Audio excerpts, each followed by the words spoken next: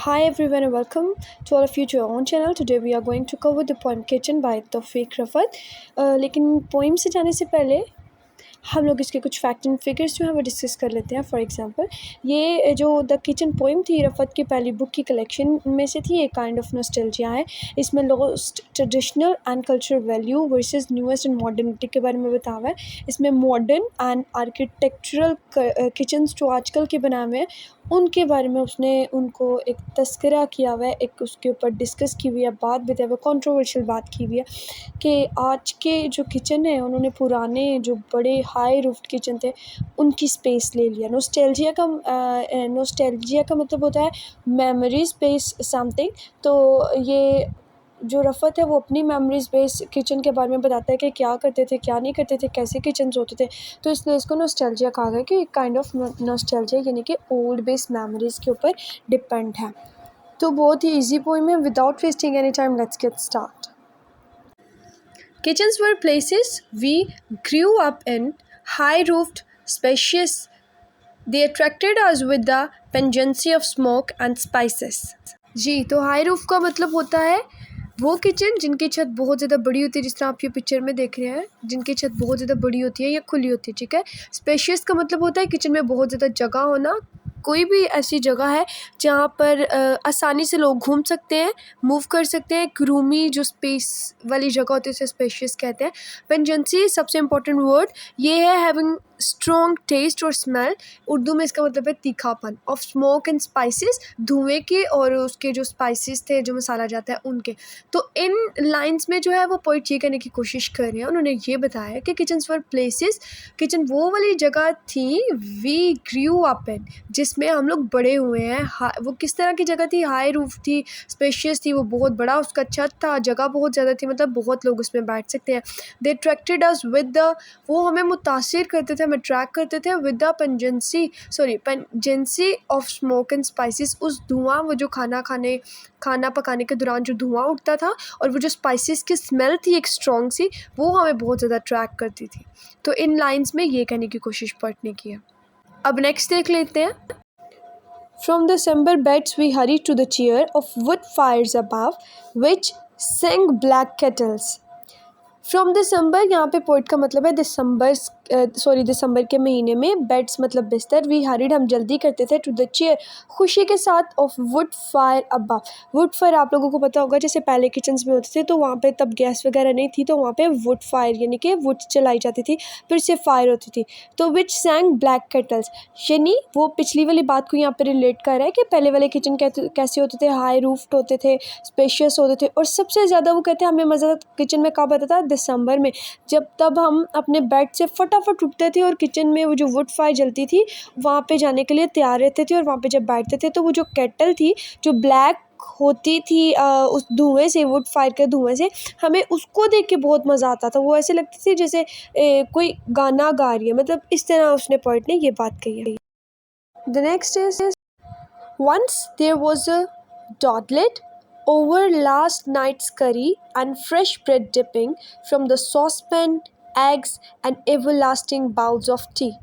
यहाँ पर पोइट जो है वो ओल्ड ट्रेडिशनल किचन्स के फिर से हमें बेनिफिट्स बता रहा है, एडवांटेजेस बता रहा है कि तब क्या था। वो कहता है कि लास्ट नाइट की जो कड़ी बची रहती थी हम बड़े ही अच्छे और मैनर्ड तरीके से जो है अगली सुबह फ्रेश ब्रेड लेकर उसमें डिप करके हम लोग खाते थे। और वो जो कड़ी होती थी उसको बहुत ज़्यादा, डॉडलेट का मतलब होता है to take a long time to do something और गो समवेयर, मतलब एक लंबा अरसा कोई कहीं पे भी जाने के लिए या लंबा टाइम कोई भी चीज़ बनाने के लिए, करने के लिए। तो वो कहता है कि वो जो कड़ी हमारी माँ या कोई भी हमारे, मतलब ज़ाहिर सी बात है मदर के बारे में वो बता रहे हैं, वो बनाते थे, उसको टाइम लगता था, ठीक है। और वही वाली जो कड़ी जो थी वो बचती थी, उसी लास्ट नाइट कड़ी को उसे हम फ्रेश ब्रेड के अंदर डिप करके तो वो हम खाते थे। फिर उसमें बता from the saucepans egg and everlasting bowls of tea. यहाँ पर वो बता रहे हैं कि सॉसपैन में एग्स बनते थे और वो जो बाउल्स ऑफ टी थे, मतलब चाय जिनमें पीते थे या बाउल्स जिनमें वो खाना खाते थे, वो सब कुछ शेयर करते थे हमेशा।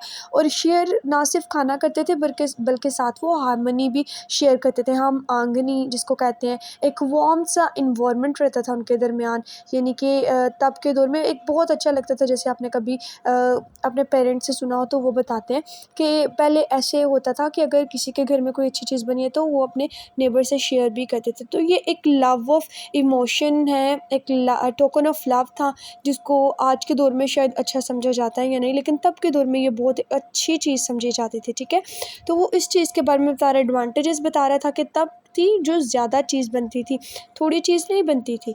और तब क्या था, रात की जो बची हुई कड़ी होती थी, हम सुबह के टाइम फ्रेश ब्रेड उसमें डिप करके खाते थे, एग्स भी थे, जो भी थे।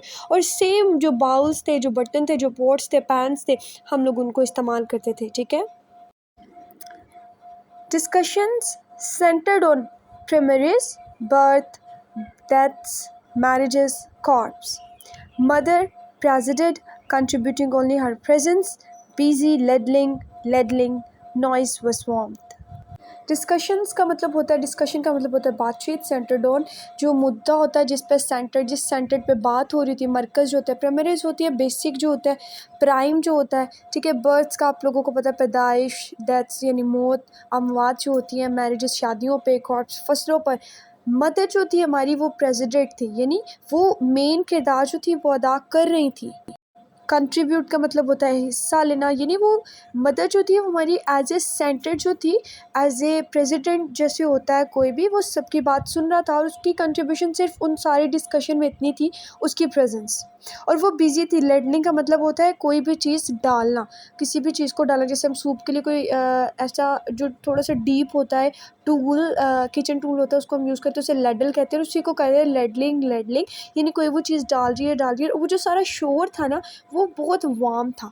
इन ओवरऑल वो इन लाइंस में ये कहने की कोशिश कर रहा है कि जब हम इस तरह के किचन्स में बैठा करते थे, आयरो स्पेशियस जो हमें उसकी स्मोक थी, स्पाइसेस थे, ठीक है, वो हमें ट्रैक करते थे। दिसंबर के जब हम बिस्तरों में से उठते थे दिसंबर के महीनों में, तो हम जल्दी जाते थे उस वुड फायर के पास, क्योंकि आप लोगों को पता है दिसंबर में कितनी सर्दी होती है। ठीक है, उसके बाद उसने ये बताया कि रात की जो कड़ी बची होती थी, हम उसको किस तरह डिप करके फ्रेश ब्रेड के साथ खाते थे, कितना प्यार था।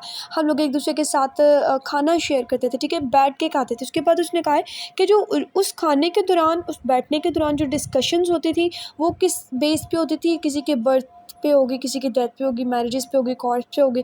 लेकिन इन सब जो सारे लोग थे आके बैठते थे सेंटर्ड में और सारे अपनी डिस्कशंस करते थे। ठीक है, कोई किसी बात पे करे, कोई किसी बात पे करे। और उनकी जो मदर थी वो प्रेसिडेंट थी, यहाँ पे वहाँ पे मौजूद ज़रूर थी, लेकिन उनकी कंट्रीब्यूशन सिर्फ वो सारे डिस्कशन में क्या थी, उनकी प्रेजेंस, उनकी वहाँ पे मौजूद की। और वो क्या करती थी, सबको खाना सर्व करती थी। और ये सारा जो उन्होंने बताया हुआ है, ये सारा इन्वायरमेंट उसने दिखाया हुआ है कि किस तरह वो ये सारे डिस्कशन करते हैं, बातें कर रहे हैं। उनकी ममा जो है, मदर जो है, वो लेडलिंग कर रही हैं, डाल डाल के सबको खाना दे रही हैं। ये जो सारा नॉइज़ था ना, ये बहुत खुशगवार था, एक वार्म सी फीलिंग आती थी, एक बड़े ज़बरदस्त फीलिंग आती थी। उसने इन सब लाइन्स में ओल्ड ट्रेडिशनल किचन की जो है एक तरह से तारीफ़ की है, उसके बारे में ये बताया कि ये सारे ये वो किचन्स थे। The next is now in these cramped spaces there's no time to talk. A stainless homogeneity winks back or sneers. यहाँ पर क्रैम स्पेसेस का मतलब है not having room to move in, it's mean the narrow space, ऐसी जगह जो तंग हो, जहाँ पर ज़्यादा लोगों के लिए जगह ना हो। होमोजेनिटी का मतलब होता है consisting of people that are all the same और ऑल द सेम टाइप, ऐसे लोग जो बिल्कुल सेम होते हैं। ठीक है, विंग्स का मतलब होता है ब्लिंक करना। उर्दू में हम लोग कह सकते हैं किसी को आंख मारना, मतलब एक आंख आपकी क्लोज होती है, दूसरी आंख आपकी खुली होती है। और स्नीयर का मतलब होता है मोक करना। इसका मतलब ये होता है to show that you have no respect for somebody by the expressions on your face और by the way you speak. अपने बोलने के तरीके से, अपने चेहरे के एक्सप्रेशंस के तरीके से आप अगले बंदे को शो करा देते हो कि आपके दिल में उसके लिए कोई रिस्पेक्ट नहीं है। ठीक है, so in simple words the poet says that कि आज का जो किचन है वो क्रैम्ड स्पेसेस है, यानी किसी और के लिए जगह ही नहीं है, इतने छोटे छोटे किचन बना दिए हैं। यानी बहुत ही खूबसूरती से ये सेकंड पार्ट शुरू करते हुए पोइम का, पोइम जो है वो ट्रेडिशनल किचन से मॉडर्न किचन की तरफ वो आ गया, उसने जंप की है। और वो कहता है कि आज के जो किचन है उनमें कोई स्पेस नहीं है, ना लोगों के लिए, ना उनके प्यार के लिए, ना खाने के लिए। There is no time to talk, वो कैसे बात कर सकते हैं, उनके पास तो वक्त करने का जो है, बात करने का वक्त नहीं है। अ स्टेनलेस होमोजेनिटी, एक तरह के लोग रहते हैं वहाँ पे। ठीक है, किसी को किसी से कोई परवाह नहीं है। विंग्स बैक और स्नीयर, और वो क्या कहता है कि दो वजूहत हो सकते हैं, एक तो उनके पास जगह नहीं है, दूसरा ये, और दूसरा कि उनके दिलों में किसी के लिए कोई भी इज़्ज़त नहीं है, रिस्पेक्ट नहीं है, ठीक है। आज जिस तरह हम लोग देखते हैं कोई आगे तो आगे, ठीक है। जॉइंट फैमिली जो पहले का होता था, उनकी वजह से फैमिलीज़ जो होते थे, बच्चे जो होते थे, उन पे बहुत अच्छा असर पड़ता था। लेकिन आजकल जॉइंट फैमिली के बारे में कोई बात नहीं करता, उनको ये चीज़ें अच्छी नहीं लगती। लेकिन पहले वाले में जो है वो तौफीक रफ़त ये कहते हैं कि पहले वाले किचन्स की क्या बात हुआ करती थी, लेकिन आजकल के किचन्स जो है बहुत ही ज़्यादा नैरो हो चुके हैं। उनके पास ना खाना खाने का टाइम है और ना प्यार बाँटने का टाइम है। यानी आजकल बिल्कुल एक तरह के लोग हैं, स्टेनलेस होमोजेनिटी है सबकी, और वो हमारी बैक पे, यानी वो अपने आप को बाओजदाद से मिला रहा है, यानी कि ओल्ड पीपल्स इन सेक्टर से मिला रहा है। वो कह रहे हैं कि हमारी बैक पे जो है वो लोग क्या करते हैं, मोक करते हैं। वो लोग शो कराते हैं कि हमारे लिए आपके पास कोई रिस्पेक्ट नहीं है, ठीक है। कोई भी हम लोग आपको इज़्ज़त नहीं दे सकते। और वो उनके बोलने के बिहेवियर से, उनके बात करने से, एक्सप्रेशन से जो है हमें पता चल जाता है कि वो हमारे पीछे मोक कर रहे हैं, हंस रहे हैं, हमें ये बता रहे हैं। तो इन लाइन्स में ये कहा है। Chairs are insular, they do not encourage intimacy like slates. The table tucks belly in. Intimacy means the state of having a close personal relationship with somebody. किसी के साथ एक close personal relationship somebody, मतलब किसी के साथ ऐसी हालत होना। Slates का मतलब होता है series of thin flat pieces of wood. लकड़ी की जो फ्लैट थिन्स होती हैं सीरीज, मेटल की या प्लास्टिक की जो फर्नीचर के इस्तेमाल होते हैं, उनको ये कहते हैं। और टक्स का मतलब होता है to eat a lot of food, specially when it is done quickly with enthusiasm. कोई भी चीज़ जल्दी से खा लेना, और तब खा लेना बड़े पुरजोश तरीके से, फटाफट आपको खाना टेस्टी लगे तो आप स्पीड में जल्दी में ज़्यादा सा खाना खा लेते हो, तो उसको टक्स कहते हैं। तो बड़ी खूबसूरत तरीके से पोइट बहुत ही लाजवाब तरीके से ये लाइंस, बल्कि मुझे भी बहुत अच्छी लगी। वो कहता है कि आजकल की जो चेयर्स है वो इंसुलर है, यानी कि फ्री हीट रेजिस्टेंस है, यानी वो चेयर्स गर्म नहीं होती, क्रोमियम की हैं, प्लास्टिक की हैं, ठीक है। बहुत ही ज़्यादा आजकल वैरायटी की चीज़ें आ गई हैं, चाइना ने निकाल दिया हमारे इर्द गिर्द, जैसे हम देखते हैं बहुत ज़्यादा। लेकिन वो कहते हैं कि ये वैसी चेयर्स नहीं है जैसी पहली होती थी, इनमें वो वार्मथ नहीं है, वो इंटीमेसी, वो अफेक्शन नहीं है, किसी के लिए भी, एक दूसरे के लिए भी नहीं है। आज का जो प्रेजेंट डे है वो उसमें मॉडर्न चेयर्स आ गई हैं, और उस मॉडर्न चेयर पे बैठने पे किसी भी मटेरियल की चाहे वो बनी हो, उसमें वो वाली फीलिंग्स नहीं है जो पहले वाली किचन्स की या पहले वाली चीज़ों की फीलिंग्स में थी। वो कहते हैं जो पहले वाली स्लेट्स थी, लकड़ी की स्लेट्स थी, आज वो तब्दील हो चुकी है क्रोमियम की स्लेट से, किसी भी मटेरियल की स्लेट से। लेकिन वो कहते हैं कि उसमें वो वाली चीज़ नहीं है। आजकल हम लोग जो मॉडर्न इंसान हैं, जो मॉडर्न टेबल्स हैं, डाइनिंग टेबल बने हुए हैं, वो कहते हैं आजकल हम खाना खा तो रहे हैं, बल्कि हमारे दौर से ज़्यादा वैरायटी के खाने हैं। आप लोग खुद भी देखें तो जब आपके पेरेंट्स आपसे कभी भी बात करते तो वो बताते कि हमारे दौर में पिज़्ज़ा, बर्गर, इस तरह की चीज़ें नहीं थी, बेकिंग कम थी। तो वो कहते हैं कि आज का जो इंसान है, मॉडर्न मैन है, मॉडर्न किचन है, उसमें वैरायटी ऑफ थिंग्स पकती हैं, और वो खाता है, चखता है, लेकिन वो क्या करे, सिर्फ अपनी बेली को टक्स करे, बेली भरता है, जैसे एक जानवर की बेली भरी जाती है, उसका पेट भरता है, सिर्फ वो करे। वो खाने को एंजॉय करके नहीं खाता, वो जल्दी में हड़बड़ी में हर चीज़ करता है, ठीक है। इग्नोर करता है अपनी सराउंडिंग को, जैसे एक एनिमल करता है, और सिर्फ उसका सारा ध्यान क्या कहाँ होता है, सिर्फ अपनी बेली को, पेट को भरने में।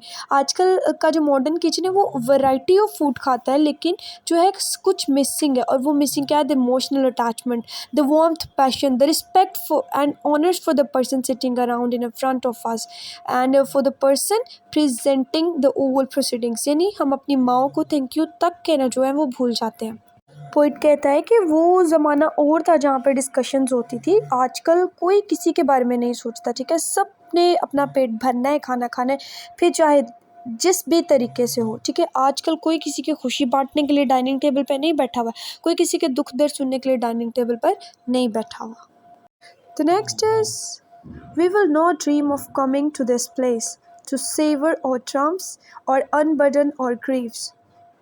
Chromium and formica have placed the textured homeliness of plaster teak. Everything is clean as hospital. जी, तो सेवर्स का मतलब होता है रेलिश, यानी कि किसी भी चीज़ को फुल टेस्ट के साथ इंजॉय करके खाना, या किसी भी ड्रिंक को जब आप पीते हैं तो सही मतलब मज़े से पीते हैं। ट्रम्प्स का मतलब होता है ग्रेट सक्सेस, अचीवमेंट या विक्ट्री। अनबर्डन मतलब अनलोड, किसी भी प्रॉब्लम से गेट अवे, मतलब प्रॉब्लम से हल मतलब उसका निकल आना, उससे बाहर आ जाना, ठीक है। और फॉर्मिका जो होता है वो हार्ड प्लास्टिक होता है, प्लास्टिक होता है, और ये हीट रेजिस्टेंट होता है। टेक्सचर का मतलब होता है with a surface that is not smooth. Homeliness का मतलब होता है वार्मथ, क्लोजनेस, अफेक्शन। और टीक जो होता है ना, ये स्ट्रॉन्ग हार्ड वुड होती है, एशियन ट्री होता है, ये बहुत लंबा होता है और ये फर्नीचर बनाने के लिए यूजली जो है वो यूज़ किया जाता है। अब इन लाइंस में पोइट ये कहने की कोशिश कर रहे हैं कि हम लोग ऐसी जगह पे नहीं जा सकते जहाँ पे हमारी जो फ़तह है, मतलब हमारी फ़तह का मज़ा लेने के लिए, हमारे दुखों को कम करने के लिए हम कभी भी ख्वाब में ऐसी जगह के बारे में नहीं सोच सकते। हमसे मुराद वो अपने आप को उन इन सेक्टर्स में गिन रहा है, ठीक है। वो उन किचन्स के बारे में बात कर रहे हैं, उन तमाम लोगों के बारे में बात कर रहे हैं जो पुराने किचन्स को जो लाइक करते हैं, ठीक है। उसके बाद वो ये कह रहे हैं क्रोमियम और फॉर्मिका ये जो है ये केमिकल्स होते हैं, जिस तरह की चेयर्स होती है फॉर्मिका, जैसे मैंने बताया कि ये हीट रेजिस्टेंट जो है इसकी चेयर्स होती हैं, मतलब ये हार्ड प्लास्टिक होती है, इस तरह क्रोमियम भी है। तो वो कहते हैं कि क्रोमियम और Formica have replace the texture, इसने रिप्लेस कर दिया है किसको, टेक्सचर को, जो कि अब स्मूथ नहीं है, कैसी सरफेस बना दी है जो स्मूथ नहीं है। फिर वो ये कह रहे हैं कि क्रोमियम और फॉर्मिका ने टेक्सचर की जगह ले ली है, मतलब उन्होंने वो वाला टेक्सचर अब हमें दे दिया है कि जो स्मूथ नहीं होता, ठीक है, हीट रेजिस्टेंट होता है। और इसके साथ वो कह रहे हैं उन्होंने उस अफेक्शन की, होम लाइटनेस, जैसे मैंने बताया कि वार्मथ, क्लोजनेस, अफेक्शन ख़त्म कर दिए इन चेयर्स ने, इन केमिकल्स ने। ये हीट रेजिस्टेंस तो हैं, लेकिन ये अफेक्शन रेजिस्टेंस भी है, ये क्लोजनेस रेजिस्टेंस भी है। वो अपनी तरफ से ये कह रहे हैं, उनको एक क्रिटिसाइज़ कर रहा है आज के चेयर्स को, आज के केमिकल्स को, कि लोगों को इस तरह की चेयर्स पसंद है, लेकिन इस इस गर्माहट में जो प्यार था, जो अफेक्शन थी, वो ख़त्म होती जा रही है, ठीक है। होमलेसनेस जो है उसमें प्लास्टर ने जगह ले लिया, टीक ने जगह ले लिया। टीक जैसे मैंने बताया उससे फर्नीचर बनता है, फर्नीचर तो आजकल बन रहा है, लेकिन उसमें वो प्यार, उसमें वो मोहब्बत, उसमें वो अफेक्शन नहीं। Additionally, the poet, by contrasting the old kitchen and household with the present one, the poet moves forward and says that by the establishment of a new and a modern scientific material like the use of chromium and formica, we are moved further away from heat. As I told you, the heat of warmth, affection, of feelings, emotions for others. Furthermore, the new kitchens don't allow any mark of stain. मतलब आजकल के kitchen, आजकल के घर, आजकल के kitchen ऐसे clean है जैसे हॉस्पिटल क्लीन रहता है। आजकल हम अपने बच्चों को मोबाइल देखकर एक साइड पे बिठा देते हैं, उनको कहते हैं कि फ़लाने बच्चे के साथ ना खेलो, उस बच्चे के साथ, फैमिली में उठने बैठने नहीं देते। उनको कहते हैं जी घर गंदा नहीं होना चाहिए, हर चीज़ क्लीन और प्रॉपर होनी चाहिए जैसे हॉस्पिटल्स में होती है। और हॉस्पिटल्स में सिर्फ अफेक्शंस नहीं होती, हॉस्पिटल में इमोशंस नहीं होते। और अपने घरों में वो घर कैसा घर होता है जिसमें इमोशंस नहीं होते, अफेक्शन नहीं होते। आज हमारे घर, हमारा मॉडर्न किचन जो है वो वैसा बन गया है। Today's kids are brought up in a family setup where they are not allowed to mix with other kids of the family. The next is the surrealist clock, where once the eloquent grandfather swung, clicks forward stiffly. सरियलिस्ट जो है ये सररियलिज्म से निकला है। ये 20th century में एक literature की मूवमेंट थी, आर्ट एंड लिटरेचर की। इसके अंदर क्या होता है, जो राइटर होता है वो इमेजेस को, इवेंट्स को जो है वो इस तरह कनेक्ट करता है इम्पॉसिबल वे में कि हमें लगता है वो हकीकत है। यानी डीप माइंड की जो बातें होती हैं, अनकॉन्शियस माइंड जो होता है उसकी सारी बातें हकीकत में बयान करना, that is called surrealist. Eloquent का मतलब होता है able to use language and express your opinion well, specially when you are speaking in a public, able to express your feelings. ये बड़े ही वेल मैनर्ड तरीके से आपको पब्लिक में बोलना आना चाहिए और आपको अपना ओपिनियन जो है अच्छे तरीके से बताना चाहिए, दैट इज़ कॉल्ड एलोक्वेंट। इसका मतलब आप एलोक्वेंट हैं। स्वंग का मतलब होता है हैंग या मूव करना। क्लिक्स का मतलब होता है टू मेक और cause something, to make a short sharp sound, ठीक है। स्टिफली का मतलब होता है मुश्किल से ही बेंड होना या मूव होना। जी, तो इन लाइन्स में जो पोइट हैं वो हमसे कंक्लूड पोइम को करते हुए हमसे ये बात कर रहे हैं, ये आर्ग्यूमेंट दे रहे हैं, और अचानक ही जो है वो टिक-टॉक क्लॉक की तरफ देखना स्टार्ट हो गया। उसकी टिक-टॉक को जो है वो ऑब्ज़र्व कर रहे हैं और वो कह रहे हैं द सररियलिस्ट क्लॉक, ये जो रियलिस्टिक क्लॉक है, where once the eloquent grandfather swung, यानी यहाँ पर हमारे जो परदादा की जो पिक्चर थी वो लगी होती थी, क्लिक्स फॉरवर्ड, मतलब उसकी तरफ हमें लेके जाता है स्टिफली और मुश्किल से। जो रियल पिक्चर जो हमें दिखाता है उसके टोटली ऑपोजिट होती है। यानी वो कहने की ये कोशिश कर रहा है कि जहाँ ये आज एक क्लॉक लगी है वहाँ कभी हमारे ग्रैंडफादर की जो है वो पिक्चर लगी होती थी, बड़े ही एलोक्वेंट जो हमारे ग्रैंडफादर होते थे उनकी कभी पिक्चर लगी होती थी, और अब यहाँ पर एक घड़ी टिक टॉक जो है वो सिर्फ कर रही है, और बड़ी तेज़ी से जो है ये दुनिया जो है वो चेंज हो रही है, ठीक है, बहुत ही चेंजिंग जल्दी जल्दी हो रही है। ऑन द अदर वे वो कहने की शायद ये कोशिश कर रहा है, हमें एक ट्रू पिक्चर दिखा रहा है, कहता है कि जिस तरह ये पिक्चर रिप्लेस हुई है इसी तरह जो हमारे रियल जो फादर्स हैं उनकी एक इमेज जो सीन होता है क्रिएट, जो हमारे माइंड्स के ऊपर करते हैं कि उनके पास बैठो बातचीत करो उनसे कुछ पूछो एडमायर करते हैं हमें, वो रिमूव कर दिया गया, ठीक है, सीन से रिमूव कर दिया गया। शायद वो आज के प्रेजेंट आर्ट के बारे में बता रहे हैं। वो कहते हैं कि इस आर्ट ने, इन चीज़ों ने, जो हमारी ज़िंदगी में नई चीज़ें आ गई इन्होंने बहुत सी चेंजिंग लेकर आए हैं। सबसे पहले तो वो जो फादर की पिक्चर है वो चेंज हुई, उसके रिलेटेड कह रहे हैं कि ट्रू ज़िंदगी में भी, हमारी असली ज़िंदगी में भी हम अपने फादर्स के पास बैठना छोड़ गए हैं, उनसे मशवरा लेना, उनको एडमायर करना भी भूल गए। अब इस पोएम की last lines, we are differential to the players of electric toast and teak और last club standing up. Differential का मतलब होता है show respect for something somebody, ठीक है, लास्ट क्लब हमारी आखिरी सांसें, स्टैंडिंग अप खड़े होते हुए, इलेक्ट्रिक टोस्ट जो हमारे टोस्ट आजकल हम लोग बनाते हैं, ठीक है। इन लास्ट लाइन्स में वो बड़े ही प्यारे तरीके से कहते हैं कि हम लोग खुश हैं, तुम लोगों की खुशियों से, इन सारे डिफरेंस, इन सारी चीज़ों से, चेंज से हम लोग खुश हैं। ये आप लोगों के जो इलेक्ट्रिक टोस्ट हैं, जो माँ सूप हमें देती थी, खाना देती थी, उसके बजाय ये एक आजकल के इलेक्ट्रिक टोस्ट आ गए हैं, ठीक है, हम लोग खुश हैं, और हमारी सांसें खड़े खड़े ही ले लो।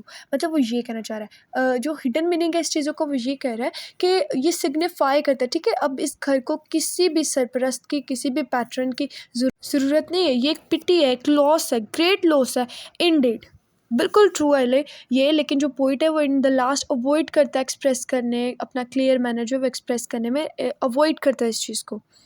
और अगर हम सेकंड लास्ट स्टेंजा और जो लास्ट स्टेंजा उन दोनों को मिलाकर देखें तो वो एक आर्ग्यूमेंट कर रहा है, ठीक है, पोइट जो है वो आर्ग्यूमेंट करता है, यहाँ पे कंक्लूड करता है। वो पहले हमें एक जो है सररियलिस्ट पॉइंट ऑफ एक्शंस दिखाता है, मतलब वो पहले घड़ी की टिकटॉक दिखाता है और फिर हमें बताता है कि इस घड़ी की जगह पे कभी मेरे ग्रैंडफादर की पिक्चर हुआ करती थी, और जिस तरह ये पिक्चर आज उस पिक्चर की जगह इस घड़ी ने ले लिया, इसी तरह आजकल के हमारे फादर्स की और मदर्स की जगह जो है ये इलेक्ट्रिक टोस्ट ने ले लिया, कुर्सियों ने ले लिया, जगह ने ले लिया। मतलब आजकल के बच्चों को किसी भी पैटर्न की, किसी भी सरप्राइज़ की ज़रूरत नहीं है। आजकल के बच्चे जो हैं वो अपने विदाउट किसी की प्रेजेंस के वो अपने आप को संभाल सकते हैं, और ये काफ़ी इन चीज़ों पे तरस आता है, ठीक है। ये ग्रेट लॉस है कि हमारे जो बच्चे हैं वो मैनर्स भूल रहे हैं, उनको किसी भी वैल्यूज़ का पता नहीं है, वो किसी की रिस्पेक्ट नहीं करते, ठीक है, ये बहुत ज़्यादा। लेकिन इन द लास्ट जो है वो पोइट जो है वो अवॉइड करता है, अपने एक्सप्रेशंस जो हैं वो शो करने से अवॉइड करता है, और क्लियर मैनर्स में वो बस ये कहता है कि ये बहुत ही बुरी जो है वो हालत हो जाएगी